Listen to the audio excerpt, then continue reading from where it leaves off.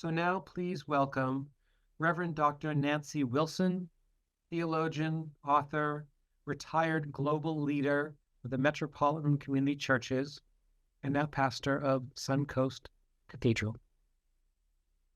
Actually, I'm pastor of Suncoast Metropolitan Community Church in Venice, Florida. So thank you, everyone. Reverend Elder Darlene Garner's story is best told through the lens of her improbable and iconic journey at the intersections of African-American civil rights, feminist, womanist, and LGBTQ rights, and religious history. That's a lot of intersections, and Darlene has excelled at moving with grace and impact through them and the communities she has touched. A mover and a shaker, Darlene Garner built organizations and institutions that have changed lives and history. She's been both at the center of those organizations and often at the edges, crying out for justice and doing the hard work for change.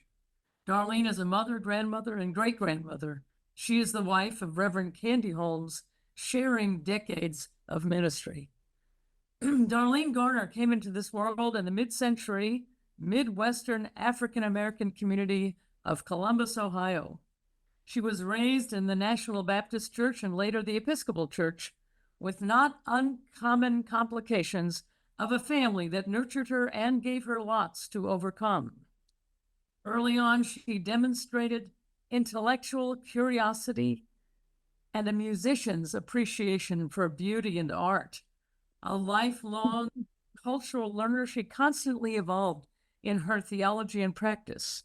From her church background, she learned the positives and pitfalls of church order and authority. From the Girl Scouts, as a field director in the early 70s, she learned about grassroots community organizing and demonstrated her commitment to diversity and empowering women and girls. But it was a meeting with Dr. Martin Luther King Jr. at dinner one evening at a friend's house that lit a fire in young Darlene that has not died.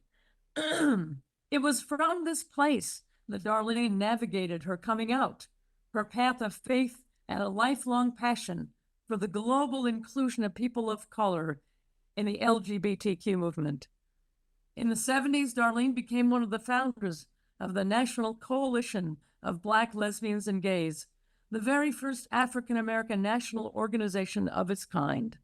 She walked into her first MCC church, MCC Washington, D.C., in the mid-1976 and was mentored into ministry in Philadelphia by the radical MCC pioneer Joseph Gilbert. She also became Mayor Wilson Good's director of the Mayor's Commission on Sexual Minorities from 1985 to 89 and served on the Mayor's Human Relations Commission. When the AIDS crisis began, she was on the front lines, working as a chaplain at an AIDS hospice in Philadelphia and pastoring congregations hit hard by the pandemic. Darlene was elected to the global leadership of MCC as an elder in 1993 and served continuously as an elder and on the executive staff until her retirement in 2018. She preached, taught, ordained leaders all over the world. Moving to South Africa in 2001, she pastored MCC there that became an anchor for MCC on the continent. She later moved to Mexico and reinvigorated MCCs in Latin America that thrives to this day. She ministered in Australia, the Philippines, Caribbean, Canada, and Europe, as well as throughout the United States, and led MCC's delegation to the World Council of Churches in 2016. She and Reverend Candy Holmes elevated the MCC People of African Descent gatherings and programs to a new level of excellence. As marriage equality became a global issue, Darlene was on the front lines of the campaign. She and Candy were married in a historic moment in Washington, D.C., March 9th, 2010. From international organizing to the White House, Darlene has modeled the power of collective activism and perseverance in building strong institutions.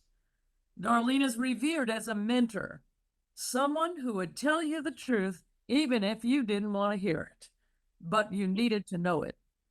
She was the competent, fair manager of our business at our Global General Conference for many years.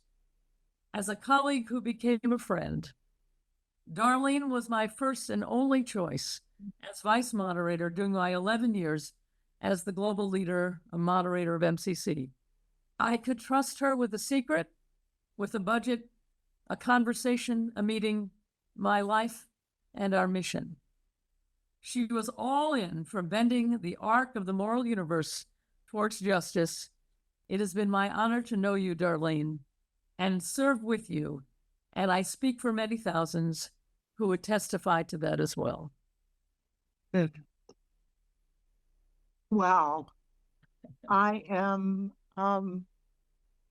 humbled by your words, Nancy, and thank you for for introducing me to this auspicious virtual gathering. I want to say to everyone who is participating in this that the divine in me honors and gives gratitude for the divine in you. Perhaps part of being a passionate prophet is knowing that it's not all about you. It's about us being the world.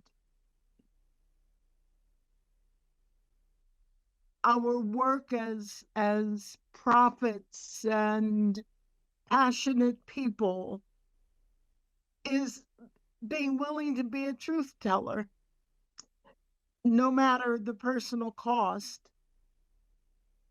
And I retired from public ministry in 2018, and that ended 47 years of public prophecy, of public ministry. But in those 47 years, I was touched and I was changed. I will never be and never want to be who I was at 23. That's when I came out and came into MCC. Sure. It's been a long journey, but I would give nothing for it. There have been moments when I've had occasion to work with many of the honorees here today, and working with these auspicious people made my work feel inconsequential. And yet it was when I retired that people reminded me of how I had touched their lives. And I remember our churches in Brazil, we visited one of them. And when I got off the plane, which was this little puddle jumper, I didn't think it was going to make it, but it did. And when I got to the door of the plane, a group of people was standing on the tarmac at the end of the stairway saying, "I always knew that God was a Black lesbian. Now I'm sure of it."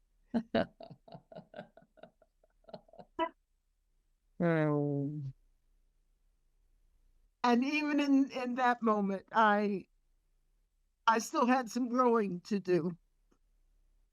Seeing that God is within, and that God is not only within me, God is within every other person on the face of the earth.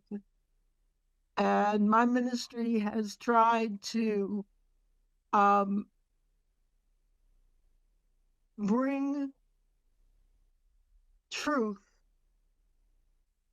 to everyone that I encountered, no matter their religion, no matter their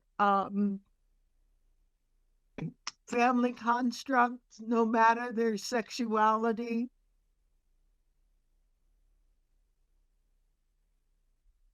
And that was just so important to me as I lived my life and did my work of ministry through MCC. And now that I'm retired from public ministry, I am spending a great deal of time trying to figure out what I want to be when I grow up. And I think I just want to be. And if anything, I encourage everyone, all of the passionate prophets on this call and all of the people who have taken time out of their lives to tune in and participate in this gala. I just want to witness for you the joy of getting up in the morning and deciding what I want to do.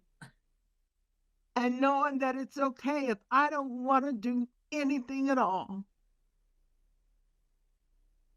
And I really hope and pray that everyone who's listening to this will know the joy, will come live long enough to know the joy of being free to be all of who I am, without constraint, without restriction.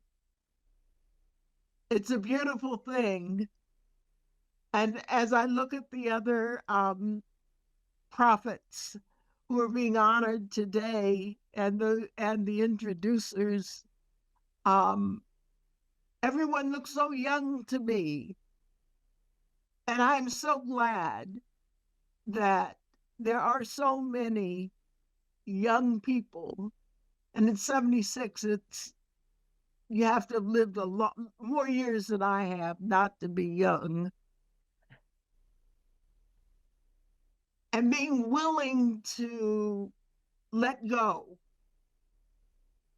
and let those who are younger, who are of a more recent generation, come into their own, to serve as mentors to them, not partners in ministry, but mentors, so that the younger people are fully empowered to make a difference in the world. And I thank LGBTQ Religious Archives Network for all of the work that you do. I hope that you will have many, many years of even more faithful and faith-filled work that you will accomplish. Thank you for thinking of me and remembering me, and indeed being an inspiration for me. I will always love all of you and hope that at some point in your life, you too will hear the words spoken of you good and faithful people, good and faithful prophets. So go from this place knowing who you are and being fully prepared to embrace it and share it with the world. Thank you.